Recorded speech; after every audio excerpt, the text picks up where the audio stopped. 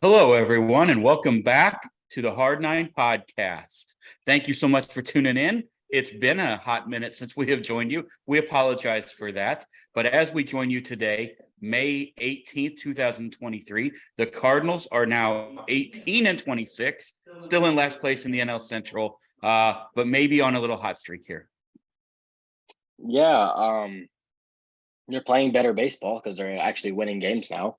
Um, it's of course we chose at the time to have to take a break right when they started winning games because we had to talk about weeks and weeks of awful baseball. But they've dug themselves a hole, and now I guess they're trying to dig themselves out of it. We'll see if they can succeed in doing that. Yeah, we apologize for the break. It's Caleb's fault. He decided he had to go to college. He decided he had to take finals.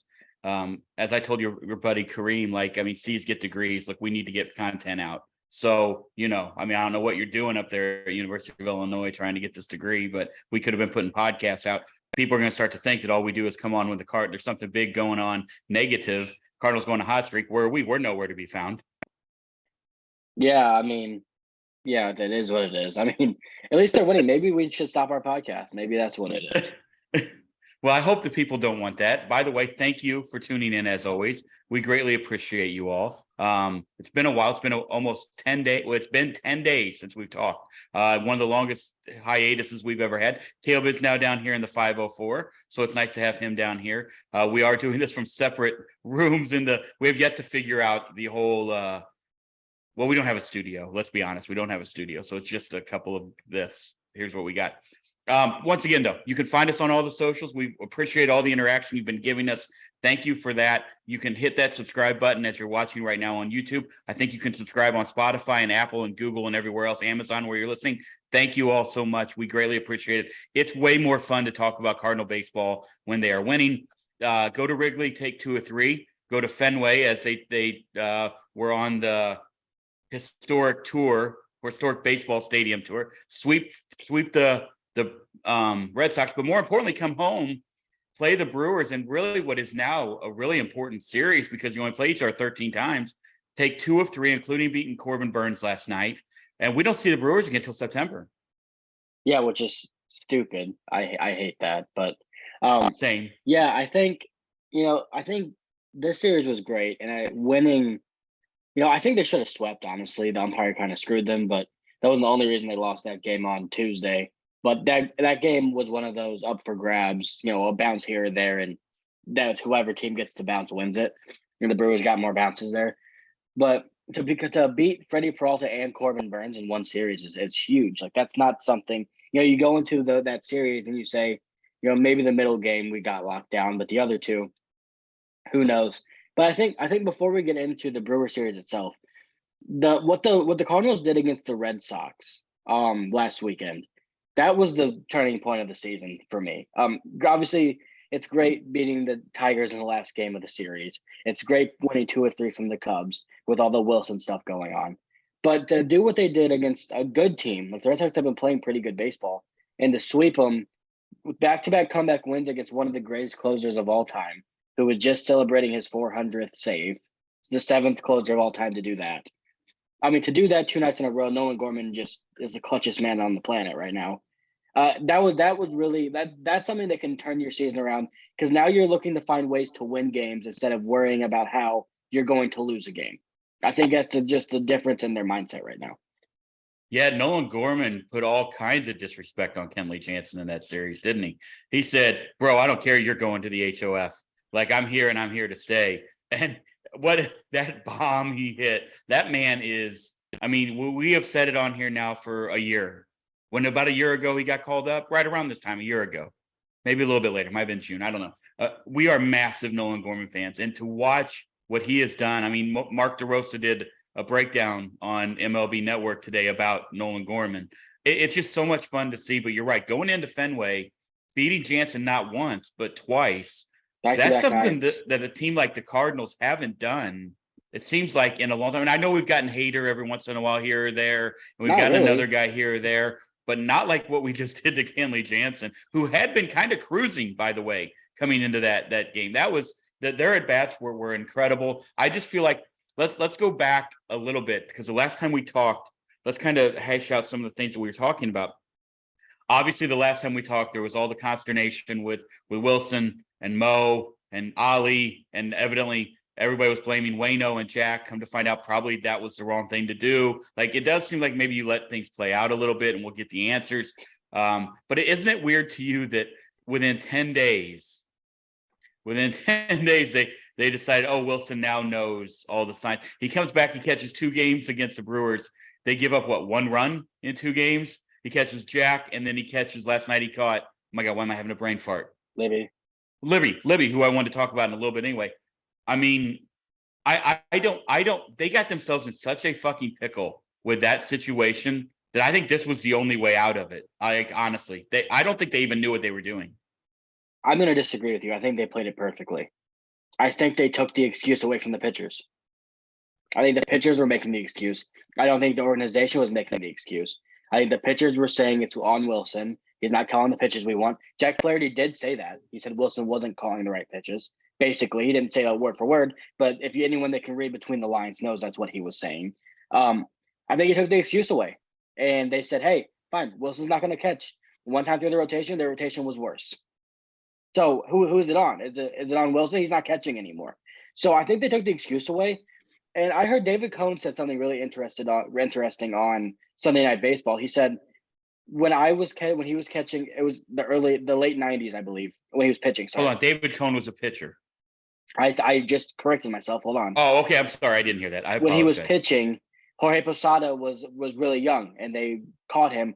And he said he struggled for the first couple of weeks, and he himself blamed Posada. He was like, Posada's not calling the right pitches.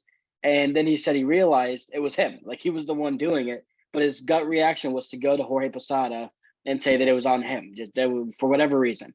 I think they took the excuse away, and then they were like, oh, wait, it wasn't Willson. And now Wilson's back. And Jack Flaherty said he wasn't trusting Willson as much as he should have been. And the game on Monday, he struck him off one time, he said. One time, and it was the best start Jack Flaherty has had since maybe 2020, 2019. Like, I don't think he even had a start like that 2020. In 2021. Like, I don't think he did. So yeah, I think they took the excuse away, and maybe it came a little bit at Wilson's expense, but we're back to where we need to be. Willson caught 2 really, really good games this weekend. I think it's kind of funny. I mean, not this weekend, this week, that they're all like, oh, they're crediting Willson so much. It's like overzealous now. Like, okay, I get that he called a good game, but like, this guy's a major league all-star catcher. You stop treating him like he's some rookie that we had questions catching. Like, oh, Willson did this. Wilson's not getting credit. Well, that was on you guys. You started this narrative. Like, he didn't. He doesn't need to be babied now. I do think they're going a little overboard with it, but he's been really, really good. And to go out there and his first 2 games back and to give up one, and for the pitching staff to give up 1 run in 18 innings, that's kind of a fuck you. Like, hey, it was not me. It was on you guys. Absolutely. Yeah, you're not in it yet, but I'm knee deep into season 4 of Succession. And it's just like, it was almost like they needed a blood sacrifice. So Willson, for some reason, was the guy that they threw under the bus to take that. I think the way you broke that down was really well done. I hope that that's what happened. I hope that was actually their play. I don't know that I trust the front office enough to believe that was that they were, because what if they come out and they do really, like, that could have really backfired on them, and then they're screwed in the first year of a 5-year deal. So I'm not sure I give them that much forethought. Maybe you're right. I like that idea. Let's run with that. I'm just not 100% sold that was the play, other than they just decided, because the way they handled it was not whatever. Who cares? Let's move on. But I do want to say on that point, if the pitchers wanted Willson Contreras to be catching him, he would have been catching them. Like, if a pitcher wanted Willson back there, he would have been back there, and he wasn't. Yeah. So what does that tell you? Yeah, which is weird. That the whole thing's been weird. I think I it's don't blown know. Over, but yeah, I think so. Let's move past it. Let's get to some of the other stories. We talked about Gorman, right? He still leads the team in OPS. I mean, I think I don't know where he is. He's got to be leading the team in RBIs. He's up there in the home runs. If he's not leading the team in home runs, I don't have all the stats right in front of me. I thought so. I mean, he's staring the All-Star game right in the eyes right now. No doubt about it. He's starting to get a little national acclaim. I'm just so glad that he's here. I'm not just glad that he's here. I'm just glad that he's having success. But what you're seeing with him is something that we all sort of question, was if there was because everybody has known he's been a streaky guy his entire career. You have to take the downs with the ups. There was a roller coaster effect with Nolan Gorman, and there's probably still going to be that. He's a young player, Yeah. whatever. Can But what I he has interject? done at a different. Can I interject on the streakiness? Because I think people you don't know what I was going to say. No, just real quick, because I wanted to add a point in there real quick. People think streakiness means bad. Some people do. I don't get that. Nolan Arenado is one of the streakiest hitters I've ever seen. So streaky is not a bad thing. That's just how some players are. Goldie's one more consistent. He's going to consistently produce. Guys like Arenado is a very streaky hitter. He's going to go. His ups are way up and they last a long time. And his downs can last a while, like we just saw. So I just want to interject that we're not saying when we say streaky, that's not a negative. That's just the type of hitter. No. Zero negative there. But I also think what we're seeing now is those valleys are smaller because what his adjustment, he's making correct adjustments at the plate in his whatever he's doing when he's watching video, when he's working in the cage, when he's out, when he's under the tunnel hitting, whatever he's doing, he is making. We have talked about it on here. Major league hitters make adjustments day to day. Good hitters make adjustment at bat to at bat. Great and elite hitters make it pitch to pitch. And we're starting to see Nolan Gorman get to that third level. I'm not going to call him an elite hitter yet, but what we are seeing is him start to make those adjustments. One of our favorite guys on here that we've made the comp about is Kyle Schwarber. That's who we have said, if he becomes a Kyle Schwarber type, what a star that is to have in your lineup and what a weapon. That's who he reminds me a lot of. Schwarber, another incredibly streaky guy. When he is going, Max Muncy's the same way. When they're going, you can't get them out. When they're struggling, the ball looks like a BB.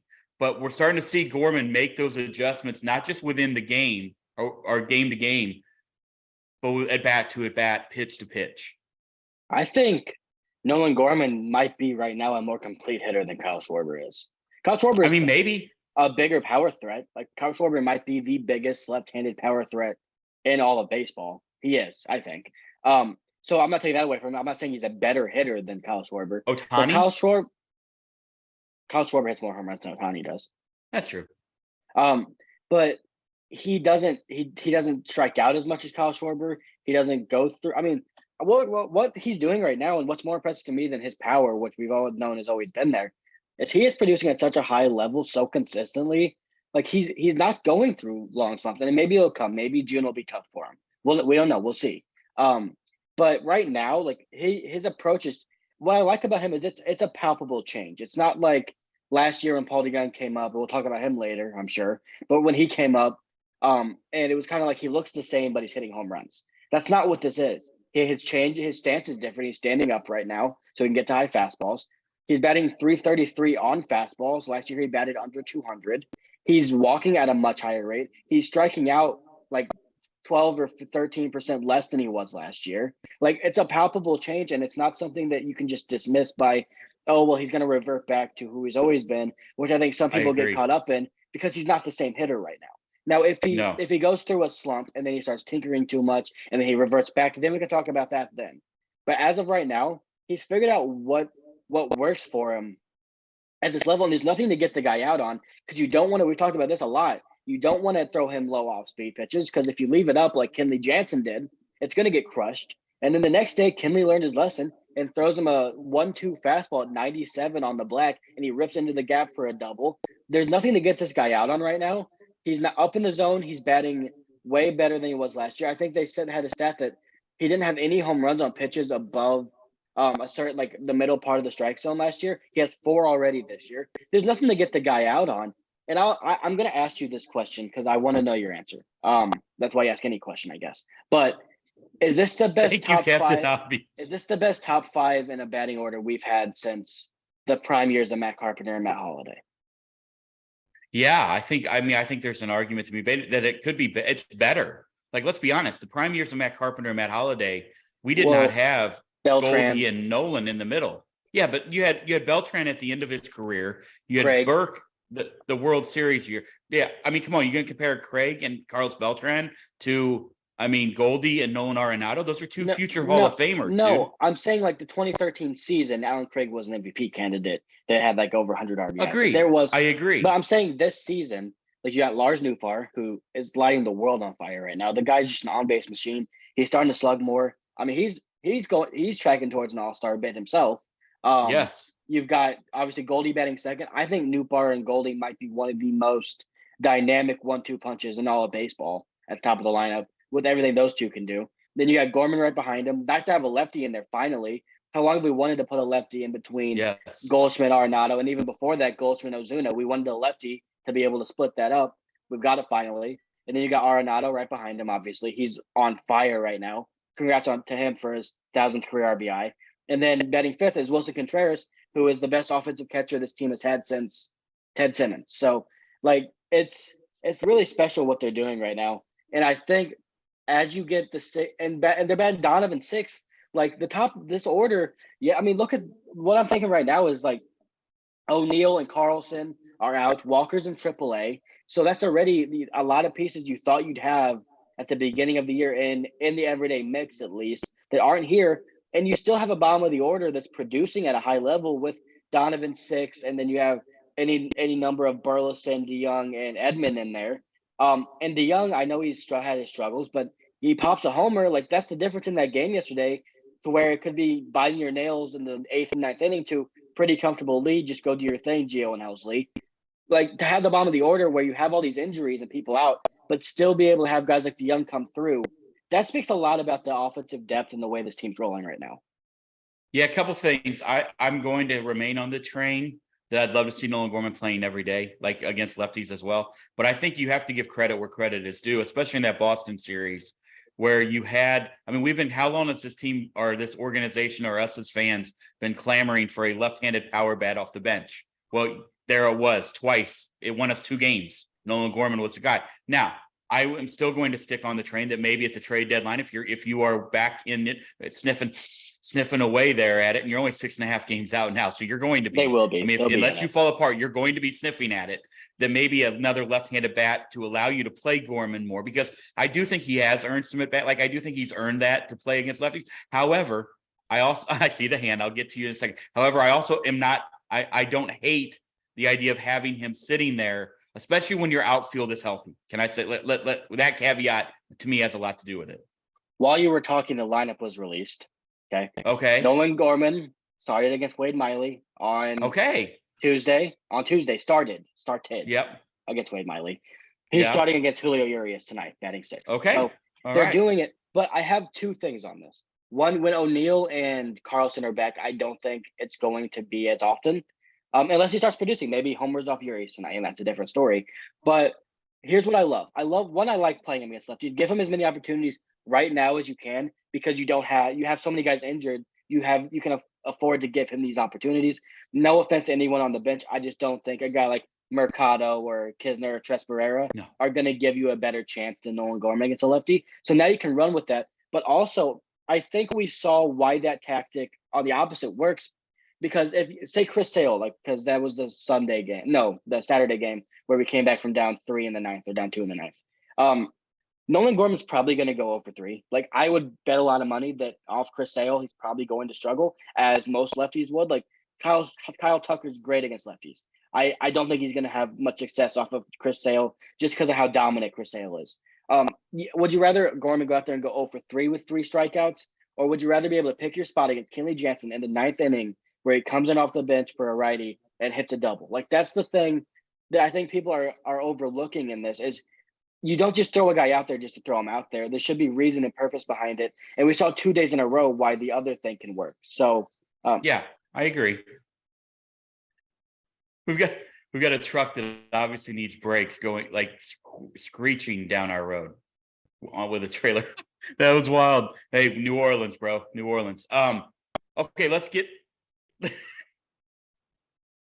to the guy that you just brought up, because I don't think we should gloss over it. Nolan Arenado, last time we talked, we were talking about how he wasn't sure where his swing was. We weren't sure what was going on. Obviously, last night he gets 1,000th RBI, and I think not just to say 1,000 RBIs, but the list of third basemen since 1920 with 300 home runs, 1,000 RBIs before playing their 1,500th game is Nolan, Chipper Jones, and Eddie Matthews. I mean, I think that's what we're talking. That's rarefied air right there. Those are 2 of the top 5 third basemen of all time. Nolan is in that conversation as well, hands down, especially when you throw in the defense. He's and maybe in the top 3 of all time. If you wanted to make the argument with Schmidt and Roland and, whoever else, whatever, I don't care. I'm not getting in that argument. I think what we saw, the 5 home runs in a row where he almost hit one last night, by the way. I mean, he blistered one down the line. It was just foul. The swing looks different. He looks more confident. We know that with baseball, man, once it starts rolling, and that happens both ways. So, to get out of that slump, we know he was working. We know he wasn't sleeping. He talked about it. He was laying awake at night thinking about how to change his swing or what he needed to do to get out of this to help the team. He's here. It's back right now. And the calendar turned, and so did Nolan, essentially. So here we go. Yeah. And to that point, like Nolan's first 1,500 games are far more impressive than those two, because neither of those two have 10 Gold Gloves in their career, let alone Correct. 10 Gold Gloves before reaching 1,500 games, including 5 Platinum Gloves in a row. Is that what it is?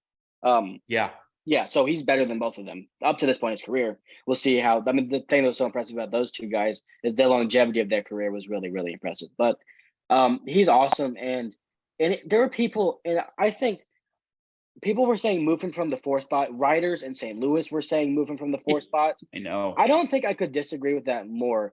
And I'm going to use this example. This is not the same, but in the 2017 World Series, yes, I know they were cheating, but the Astros, George Springer was struggling. Do you remember this? He was struggling really, really badly through the first 3 rounds. And everyone was like, move George Springer from the leadoff spot. And AJ Hinch was like, no, I'm rolling with my guy. He's my leadoff hitter. He's batting leadoff. He hit 5 home runs in the World Series, and they won. And he won World Series MVP. Like, I know that he cheated for most of those home runs, but still. I mean, they were bashing trash cans. Yes, but he was struggling with the bashing trash cans, and they didn't move him, and then he started succeeding. Either way, my point is, stick with your guys. Like, you can't move Nolan Arenado from the 4 hole. No. Especially when it's never even an option. No. And it was never an option. And people are saying that, like, who do you want to bat fourth? I think that's stupid. You know who Nolan Arenado is. Don't act like one bad month is going to change that. Because guess what? If he would have started out hot in April and then had a bad May, you're not talking about moving him down in June. Okay? Just because it was the start of the season and the thing that pulls up his stats on the scorebug said that it's bad doesn't mean you overreact to a guy that has 10 years of track record. Like, it's ridiculous to me. But he's awesome. And to go homer in 4 straight games, I think we said this on here. When Nolan was it goes 4 or team, 5? I said 5. Was it only 4? It was 5. What I say? You said 4. Yeah, 5. Okay, I was right. Like we said on this podcast, when Nolan goes, this team goes. He provides the energy you need, and he's a spark plug for this team. And he's a guy they rally around, and it's good to see him go right now. And this is probably going to last for a while. Like, be prepared. He's going to be in the running with Acuna for May Player of the Month, I would guess. That's what he does. That's why he wins so many Player of the Month awards, because when he gets hot, it's a laser show for 3 weeks. So I expect it to continue. Well, Jorge Soler is going to be in that conversation too. The Marlins, by the way, we don't have to get into that now. They're above 500. Shout out to them. I'm really happy for Skip, and I'm really happy for that team. That's pretty awesome right now to be where they are. Like, nobody saw that coming. Yeah, they're like 13-0 in 1-run games, so that's not going to continue. Well, mate, what if it does? What if it does? Another guy that we glossed on a little bit, but I think we got to talk a little bit about Flaherty. Obviously, like you said, probably the most dominant we've seen. Ollie said most dominant he's seen him. Did he say since ever or 19, 2000? I don't remember how he worded it, but it was something like that. What do you here's what all you have to do literally is go to Twitter or Facebook or probably Instagram, I don't know, and just type the words Jack Flaherty and just tweet it. And you're going to get so much emotion from people who don't even know why they have those emotions. I know why they have those emotions. They don't know why they hate him so much. They just do.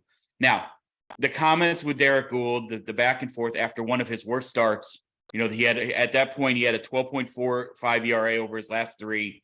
People start, it was so easy fodder for people to come after him. But then to see him go out on Monday and like just absolutely shove against a division opponent, and people will argue, well, the Brewers lineup's not there. I don't care. That's a division opponent who's in first place right now that we are going to be battling with again all year. And he was absolutely dominant after all of the hullabaloo with Willson. It's a 2-part question, okay? 1, what do you think of the interaction with the reporters? I know what I think. I have an idea of what I think you're going to think. And 2, do you think the velo seemed to be up this last game? Do you think this could be one of those games that maybe propels Jack Flaherty back to what the reason we love him so much. One, it's funny you mentioned Velo because that's what that press I conference had was to. about. I had to. Yeah, one, I love Jack, but he's a surly guy. Like, that's who he is. Like, if you don't know this, like Manny Machado had a post game yesterday. He broke his hand, for those of you who don't know. So who knows how long he'll be out. But he was pissed off, and he had an interview where it was obvious he wasn't as respectful to the reporter as I would like, as you would like.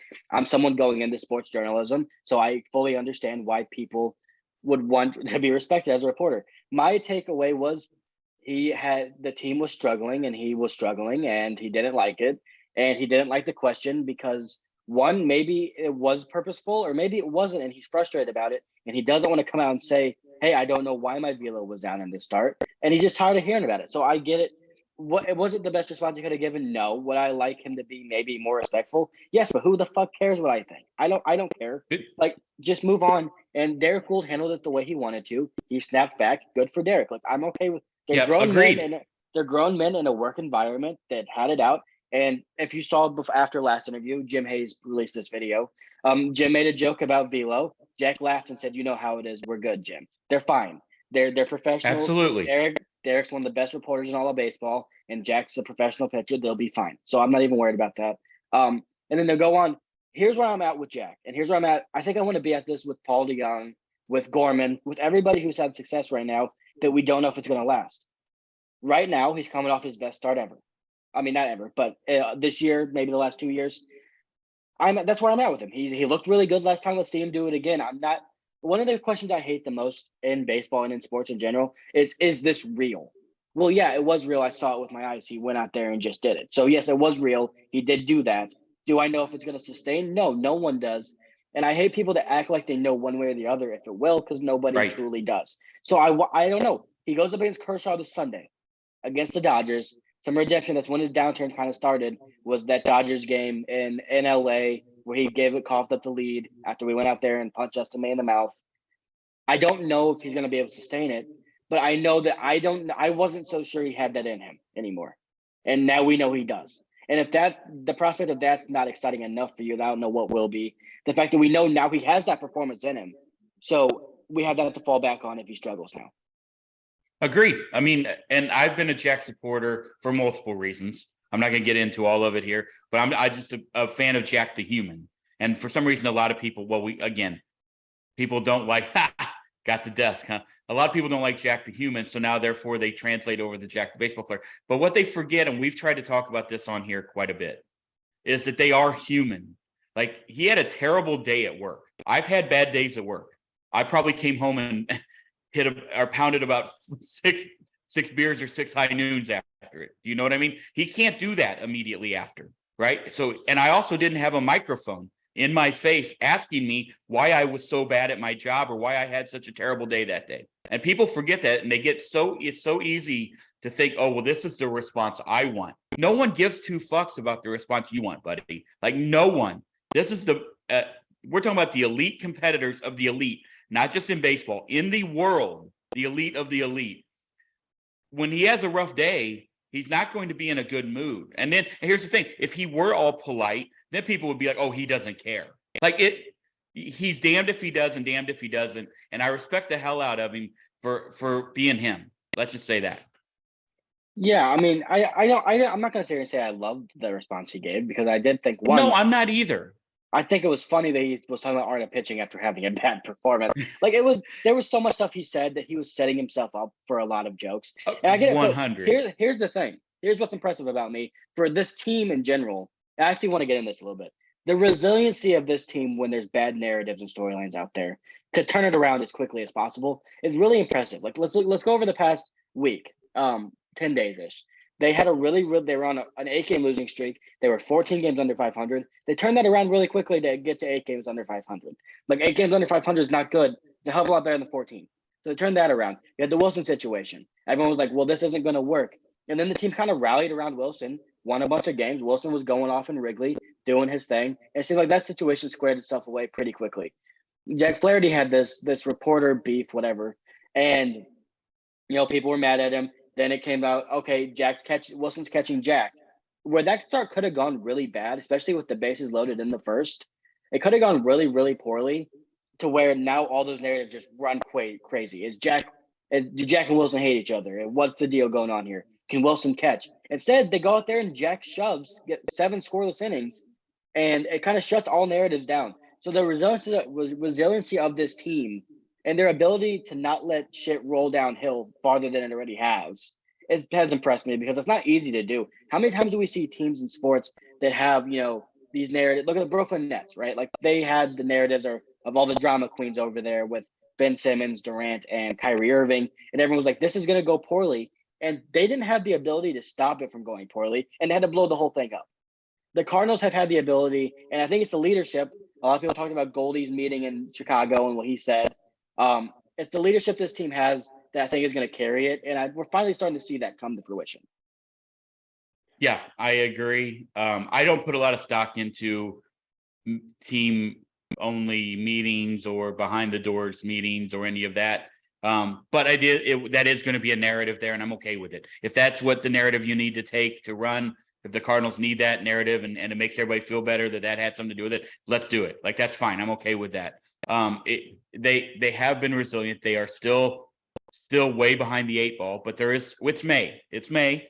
So, let's all take a breath. I think huge series coming up. We'll get to that in a minute. Let's talk about a few other guys that I think we have to talk about.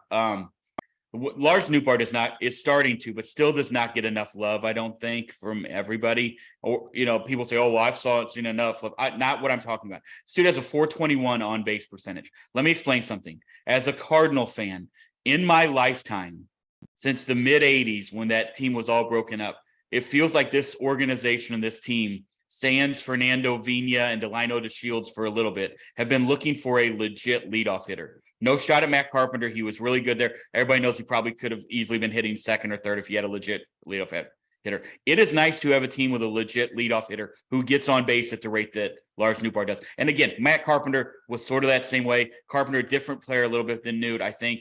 But Newt is a guy I feel like we've been looking for at least the last 6 or 7 years. Yeah, I think he can steal bases too. He's playing great defense. He's a very complete baseball player. Like, he talking about diamonds in the rough, man. Him and Donovan being 2 guys they just found, kind of like, not saying those 2 were like no one had them on their radar, but for those 2 to be middle round picks and to be staples in what you're trying to do, both being on base machines, I mean, I love it. And I think we came on here. Nootbaar's just his energy at the top. He brings everything you'd want. He brings on base percentage.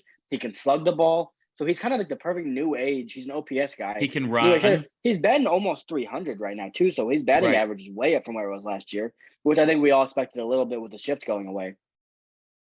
And his energy is like, it's just infectious. Like, when he hits a leadoff double, he's gonna go crazy and he's gonna get you going. Like, that's what he's good at. And he's gonna play elite defense. He has a rocket for an arm. He's throwing people out every game, it seems like. I don't understand. I don't know why some people are so reluctant to trust what Lars Nootbaar is doing, because that's still out there. Maybe it's the fact that no one knew who he was. Maybe it's the fact that his name is something. Maybe it's his name, because his name is like, when he comes up, everyone's like, "Oh, Jeremy Hazelbaker." It's just a cool name that's new and it's good. Like, that's honestly, I think that's what people thought of him, and I think he's just a legitimately really good baseball player that we have locked up for 5 more years. Like, that's really exciting, and I think he might make the All-Star team. Like, legitimately can make the All-Star team.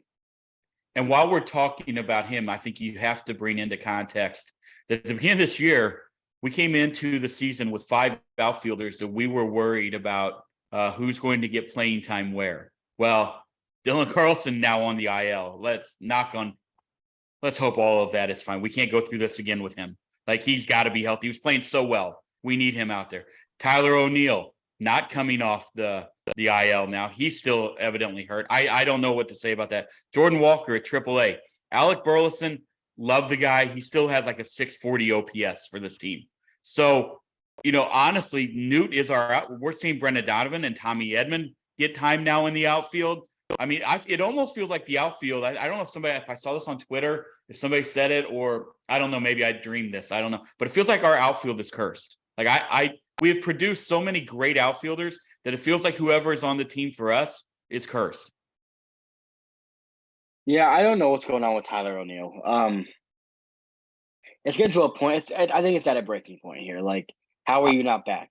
You were trying to get back in the lineup, like the day this happened, and now you're out more than you should be because your back's not responding. Like, what's going on here? And at the end of the day, I think you start to move past Tyler O'Neill. Like, I am a big Tyler O'Neill fan. I still believe in his talent, but at some point, you've just got to cut ties and move on. And if you can get a reliever or something for him, then do it. Like, Lars Nootbaar's penciled in every day. He's your outfielder. Like, he's the one that you can guarantee is in there. Jordan Walker's going to be at some point again. He'll be in there. But as of right now, when Dylan Carlson's back, I mean, you could convince me that a Donovan, Carlson, Nootbaar outfield every single day is just fine. Like that. That's where I'm at. I love Tyler. I think he's good. I think he's a really, really talented baseball player. But some guys just have this. They just have that injury problem, and it doesn't go away. And maybe a change of scenery is good for him. We had that weird shit with the Brave series, and him not going the hardest apparently, and then Ollie calling him out. It seems like there's a disconnect between the organization and Tyler O'Neill, and I think it might just be best if they move past it. Even though I don't really want them to, because I think he can still be an elite player. But at some point, you just have to say, well, we've given him enough chances, and he's not doing it anymore. Like that, he's not. Yeah, I feel like Sorry. Go ahead. And moving on even past the injuries, he's been bad. Like he's not playing well. So it's like you're waiting for an injury-prone guy to come back, but when he's on the field, he's not even performing. So it's just it's a mess. Yeah, you and I have been big Tyler fan. I mean, I'm a big Tyler fan because he is a unicorn. Like what he can do on the field, not a lot of guys in Major League Baseball can do. But if he's not doing it, he's just a guy. Like, and that's what sucks for the team because I do think they put a lot of stock in him and a lot of faith in him. And then he's trying to stay healthy when all he's doing is not staying healthy. And again, here we are again. Like, and I don't know. Yeah, I don't know the answer to that. That truck is going by. I don't have any idea what is happening out here.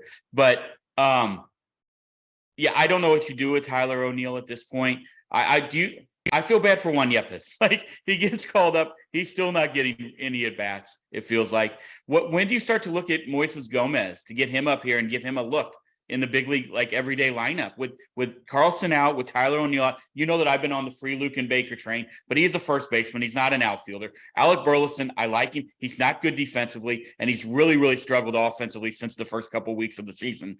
When do you start to maybe give him a look? He's on fire right now for Memphis. Maybe strike while the irons are hot. I think I kind of just roll with what we have right now. I like the stability they're getting. And it looks weird when you have Tommy Edman playing right field. It does. Made a great play last night, by the way. It looks strange, but right now, I think what Paul DeJong has allowed this team to do, because he's playing so well, and Bernie Miklasz had a really good article over why his swing changes seem to be real, and to what extent we'll see if he can keep it up. But it's allowing them to have it's almost the same lineup every day. Like you've got these guys in there, you're giving them chances.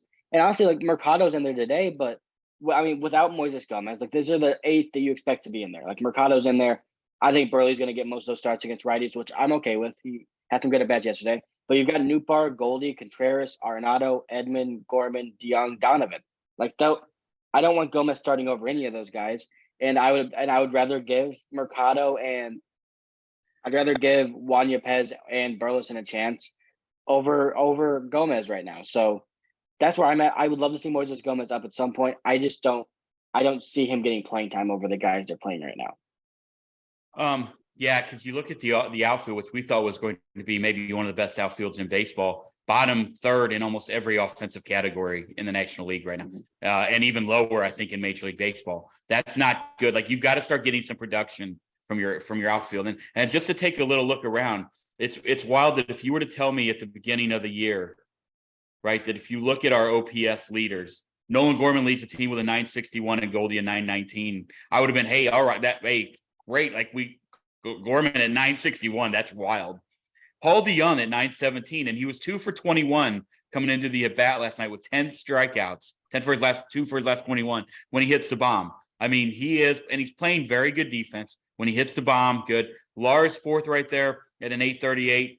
Fifth is Tommy Edman with an 803. Sixth, Nolan with 747 after the slow start. Then you have Willie at 730. And eighth is Jordan Walker at 718. He's still eighth on the team in OPS. Brendan Donovan right at 697. But I think, I just think that outfield, they're going to it's wild that we're saying this. I did not shame on me, I guess, honestly. Shame on me. I did not think we would be having this discussion already on May the 18th, that Tommy Edman is now one of your poor Tommy. He's one of the best shortstops in the league. They move him to second. Now they got him in the outfield. It's great for us. And it's great for him because he's so valuable that he can play everywhere. It's just, this is not where we thought Tommy Edman would be on May the 18th playing right field for the St. Louis Cardinals. And Oscar Mercado in the lineup as well. Another thing we did not think was going to happen. Well, we also didn't think Paul Young was going to be good, so that plays a factor. But also, like, Tommy, he hasn't been good defensively this year at shortstop.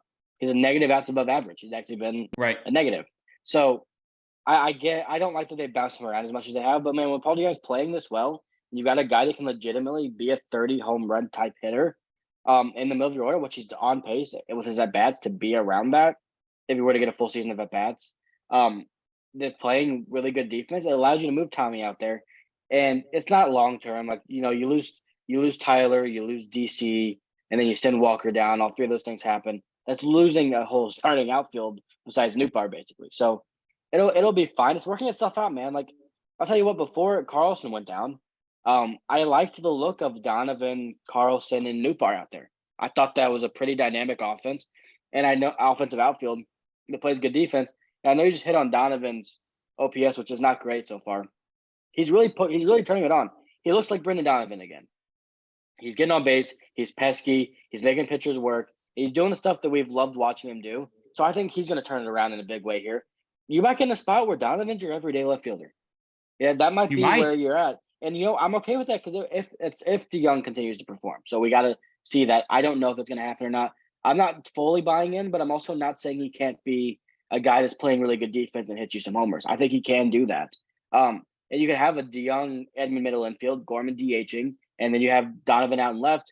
I mean, that's a pretty good defense, and it keeps all those bats in the lineup. So we'll see where it goes from here. But right now, I'm in the spot of whoever's playing well, play them because we need to get out of this hole, and we'll figure out what it looks like down the road. Like right now, these guys are playing well, so keep throwing them out there.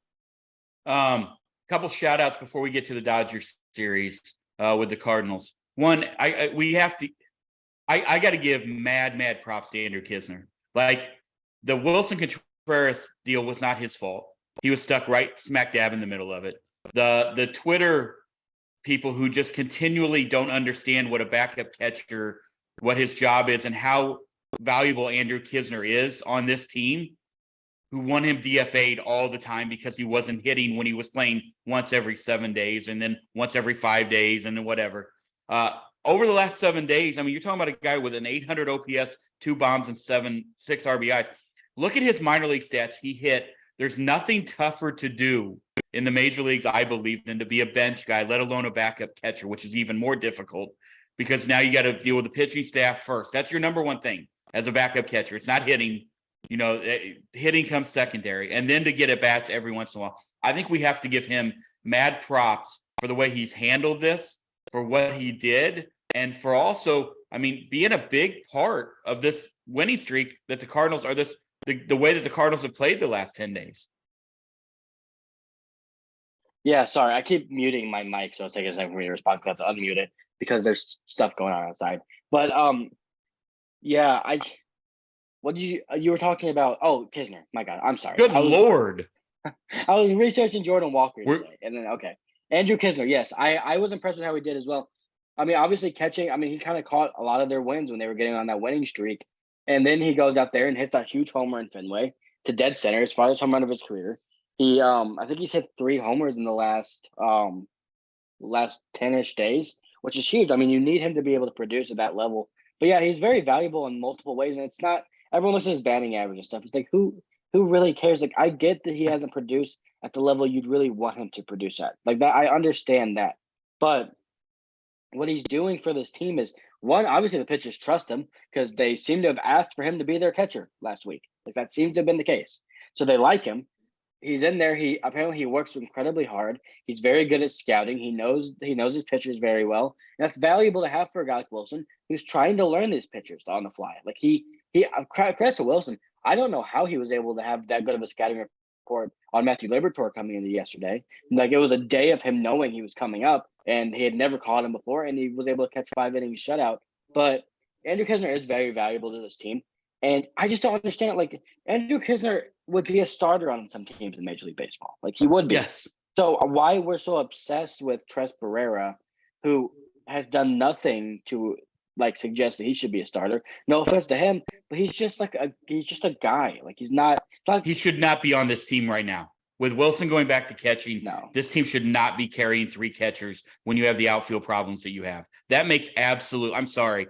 We've talked about roster mismanagement, and we've been very, very like positive on this podcast because like that's the state of Cardinal baseball. Like, as a fan, that's how you react. It's moment by moment in the season through 162 games.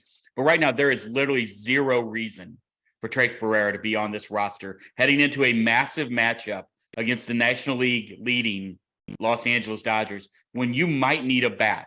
You don't need 3 catchers. You just don't.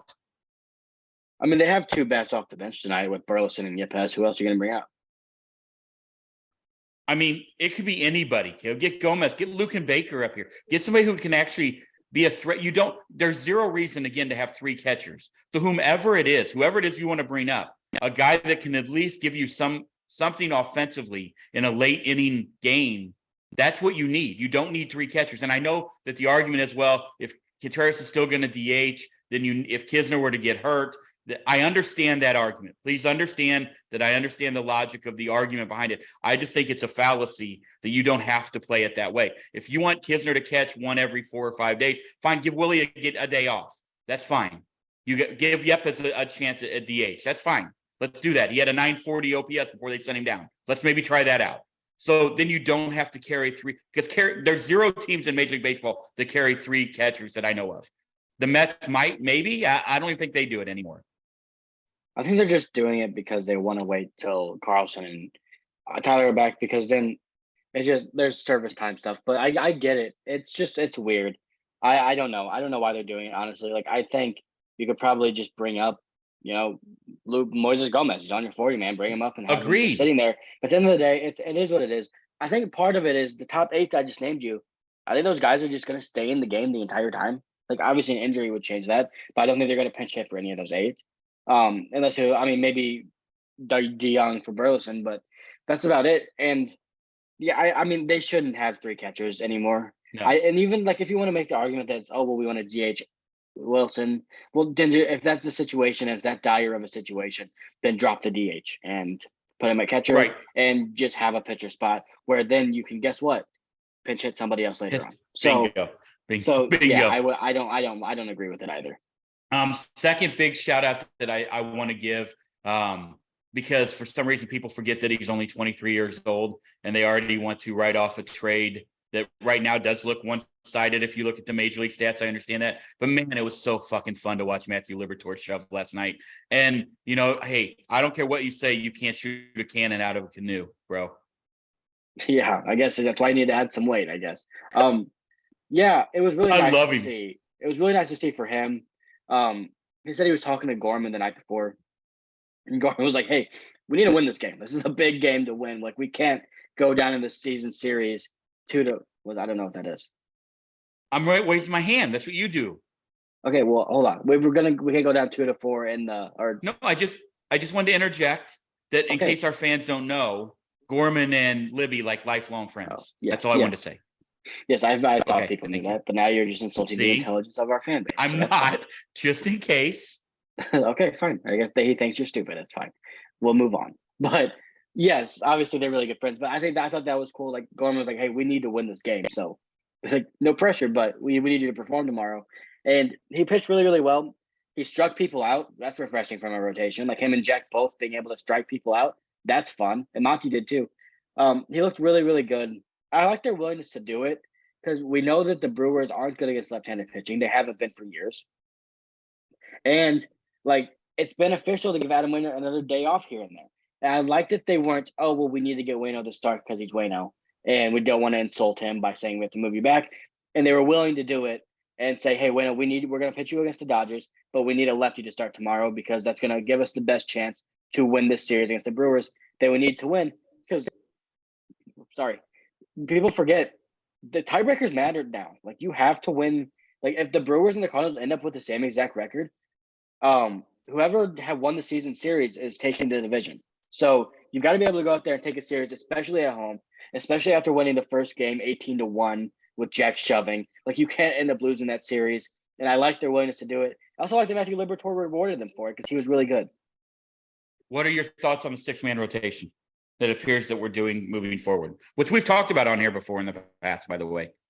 Yeah, sounds like from what Mozeliak just said that Liberatore's going to be out of the bullpen at some point this weekend, and then he's going to go back in the rotation afterwards. Mm-hmm. I guess it works out that way for some reason. I like it. Liberatore should be in the rotation. And what he just did yesterday is something like, let's think about it. Has Michaelis done anything like that? I guess in Boston he kind of did. Monty gives up runs here and there. He's had some really good outings. Matz hasn't done anything like that the whole year. And then who am I missing? Wayno hasn't done anything like that yet. And Jack just did it for the first time. So what Libby just did is something that we haven't seen from our rotation very much. To go out there and throw up a scoreless outing and throw up 5 zeros. That's huge. And so he's earned it because he's earned it over almost everybody because he didn't give up any runs. And it's rare for this Cardinal team to be able to do that, especially against a lineup like the Brewers, they're not good against lefties, but it was like almost all righties he was facing. So I was really impressed. I'm fine with the 6-man rotation. I don't know how long it's going to last. But at this point, like, Liberatore wouldn't be the guy I'd take out if I was taking out somebody anyway. So he would just be in it now for me. Right. Yeah, I'm really pumped for him. Hit 98 last night. Like, the velo obviously up. He worked on, he said he added 20 pounds in the offseason, really worked on building up his stamina and his legs and his muscle. Yeah, it's paying off. And again, folks, let me remind you, he's 23. Like, let's relax. And at times I think you and I have been guilty of, oh man, when is Matthew Liberatore? When is this, what we've seen in the past? Is this that he's great at AAA? He's not great when he gets here. Again, he's 23. Let's relax. This weekend we head into, like I said, we welcome into Busch Stadium the league leading Los Angeles Dodgers. Remember, we thought the Dodgers might be down this year. They're still doing what the Dodgers do. They win baseball games because they pitch well and they get clutch hitting. Max Muncy has rejuvenated his career. They have, in our opinion, one of the most undervalued, underappreciated, not valued, that's not the right word, underappreciated baseball players in the game, and Mookie Betts, who honestly had struggled for a little bit. He's starting to get a little bit hot now. Obviously, Will Smith behind the plate. They lost Gavin Lux. Chris Taylor just keeps doing what Chris Taylor does. We've seen that in the playoffs. We know what he can do. Obviously, Freddie Freeman is 1 away from 300, which is super cool, by the way. Kind of hope he does not get that this weekend at Busch Stadium. Chances are he's gonna. He will. Chances are he's gonna. Give me your breakdown and what you think before we get out of here on the Dodger series, because we'll be back at the end of the Dodger series talking to everybody about what just happened in the Dodger series. Hopefully a split, hopefully 3 out of 4, maybe a sweep. Let's temper expectations. But I think this is a massive series for the Cardinals. And if people say, well, it's May, I get it. But you're playing great baseball and you're playing one of those teams that everybody you have heard tell you, you're not them. You're not up to their level. You're not the Braves. You're not the Dodgers. You're not the whatever, fill in the blank, the Mets, whatever, even though I think you are. Right? This is a huge test. You can't lay an egg like we did in LA. You've got to play really, really good baseball this weekend to continue that confidence rolling into next week. Yeah, my thoughts are they need a split is the bare minimum. You cannot lose 3 or 4. You can't. You can't lose 3 or 4 at home to the Dodgers. You can't let them bitch you around again. Like, I feel like the Dodgers, they're so frustrating because they're not good. Like, this roster sucks. It's trash. They have David Peralta and Jason Hayward playing every day. The roster sucks, and they're winning games. It is so stupid. Their pitching is very good. Dustin May's hurt now. Why is Tony Gonsolin a sub-2 ERA pitcher? He does not have sub-2 ERA stuff. I don't understand what they do there. It's so frustrating to me because their lineup sucks. How are they good again? I'm not even going to sugarcoat this. That lineup is straight hot trash. It's so bad. Top's really good. Jason Hayward batted 4th against us twice, and they swept us. Well, Kershaw looks 25 again. That's the problem. Yes, but I just don't get how they're scoring runs. I don't understand it. James Outman just comes up and hits a clutch home run every other game. I don't understand it. It's gonna be. Here's the thing: if you score runs, you're winning the series. You have to score off their pitching, and that's really tough ask. Their pitching is good, but the thing that's also frustrating, their bullpen hasn't even been good like normal, and they're still winning with this trash lineup. I don't understand how they're still so good. But for me, it's go out. You got to take 2. I think game 1's really important. Because it gives you a winning game 1 of a 4-game series is huge because now you only need to win 1 more to split it. and it gives you a decent opportunity to go in there and be able to take the series 3 out of 4. You lose game 1, it's kind of an uphill battle from there to try and even split it against the Dodgers because you know you're going to get good pitching from Gonsolin on Saturday. On Friday whenever they play him.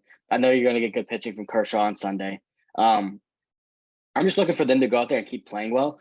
It almost seems like to me when we play the Dodgers, it's like an inferiority complex where it's like a self-fulfilling prophecy that we just don't come up in big situations, that we just kind of shrivel against them. I don't know what it is. And I think a lot of teams have that you almost make them out to be better than they are. So then they just steamroll you.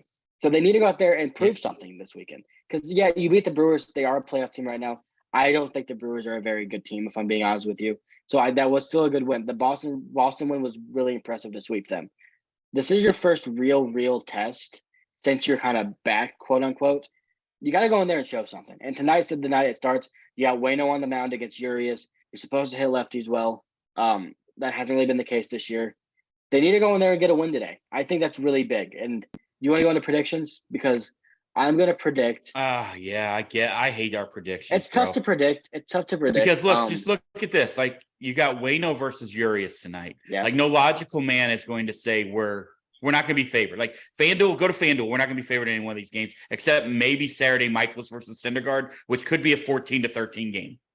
Like then you've got Matz versus Gonsolin tomorrow. You got Michaelis, like I said, in Syndergaard, and then Flaherty versus Kershaw. Look, if we get the Jack that we saw on Monday, great. If we get the Jack who had the 12.5 ERA for the last 3, I think the Cardinals. I'm with you on the split.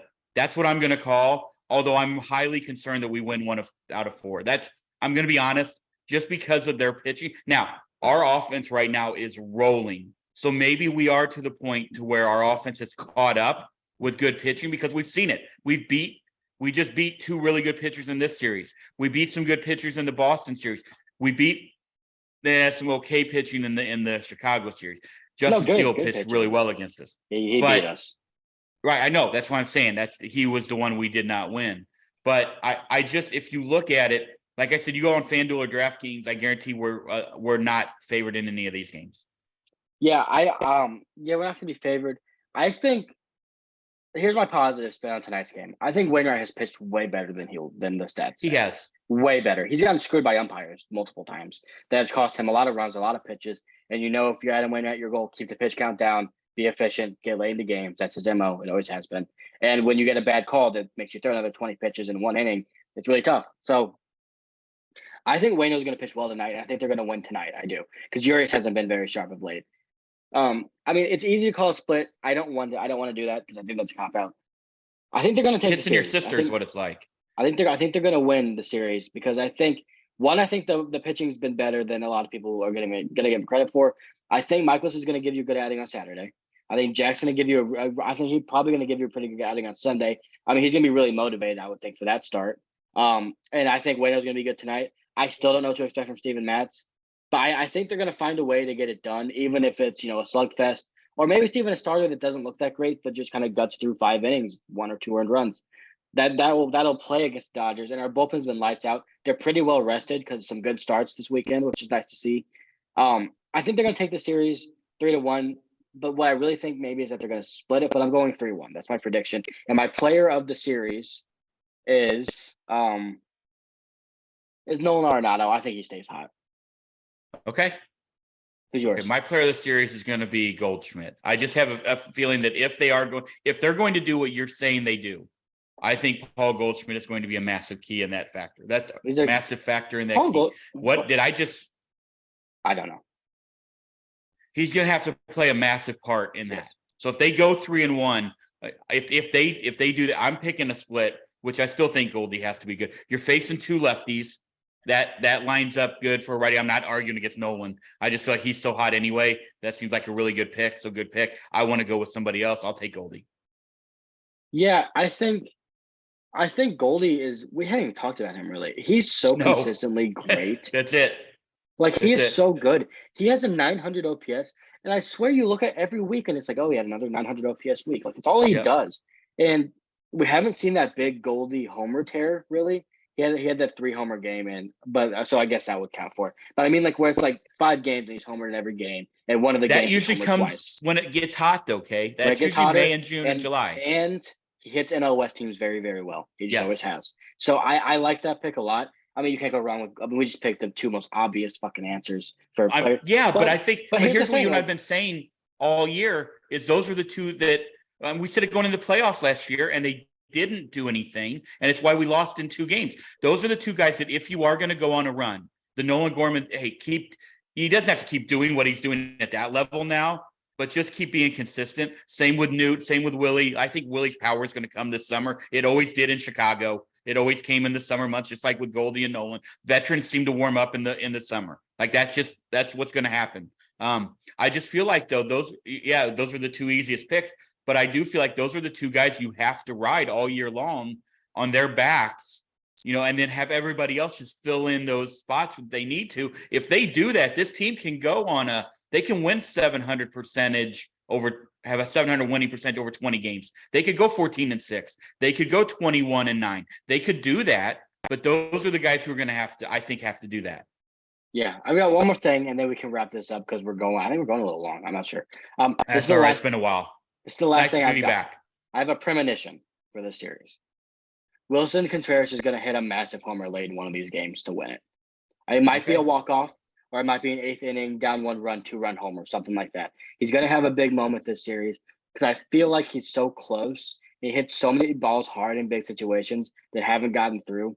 I think he's gonna hit a massive home run for his first really big home run at home that sends the crowd to a frenzy. So that's I just saw it, my premonition for the series. I love it. To all our fans, once again, thank you so much, and all our viewers and our listeners. We appreciate you guys so much. Our fans. Well, yeah, that's not really the right way to say it. To all our viewers, to all our listeners. Yeah, viewers, whatever. You knew what I meant. You not think we fans. have fans? I don't like that. We're gonna get roasted in the comments. If we do, that's cool. If you are, that's cool. But you knew what I meant. I apologize for that. But for all of you, it's nice to be back. It's really nice to be back. We will be better. Like I said, Caleb had finals week. That was a hell week for him. It was crazy down here with Jazz Fest going on. That was a little wild. It was just a kind of life happened. I posted that out on Twitter. Life just sort of happened. Now I feel like we're back. We're going to try to learn. Caleb's down here. We're going to try to learn this YouTube live thing too, to try to figure that out. So maybe we can do a couple of live streams after some games or after something like that. We have a big weekend this weekend. Going to see a Talking Heads cover band tomorrow night. Zach Bryan tickets on Saturday night. Sunday, French Quarter Day, and then Sunday night, we'll be all ready to go to break down the Dodgers series and move forward. There's a lot of stuff around the league. I keep saying this. I've said this for now 3 weeks. I really do want to talk about the Baltimore Orioles. We're not going to get into it now. I love that fucking team. They are so much fun. They got the Dawn Ball, which is incredible. They now have the bird bath, where there's a whole section where Mr. Splash shoots them with water after something big happens. I love everything about that. I want to go out to that stadium now so badly. What Rushman's doing, what the Mountain is doing, that I love them. I think we need to give them a little due, but Tampa Bay Rays need a lot of love too. That AL East is a powerhouse right now. So I think we got to hit some of that. We haven't given enough love to some other teams around the league that I think we need to talk on. We're going to Houston soon. That's going to be fun. Go over to see that stadium, go to Texas to see them play the Cardinals. That'll be fun. But hopefully everybody watching or listening has a great weekend as well. Go see some Cardinals baseball if you're in St. Louis. Enjoy that. Get out and about. Enjoy the weekend. Anything else you need to say before we get out of here? No, I'm good. All right. You heard it here. Caleb's got 3-1 over the weekend. I got a split. We got Nado and Goldie. Let's go. Let's have a fantastic weekend. Everybody, again, tell a friend. You can find us here. Hit that little subscribe button. We will talk to you all soon. We promise we're back at it, and we are very happy to be here. Let's go, Cards.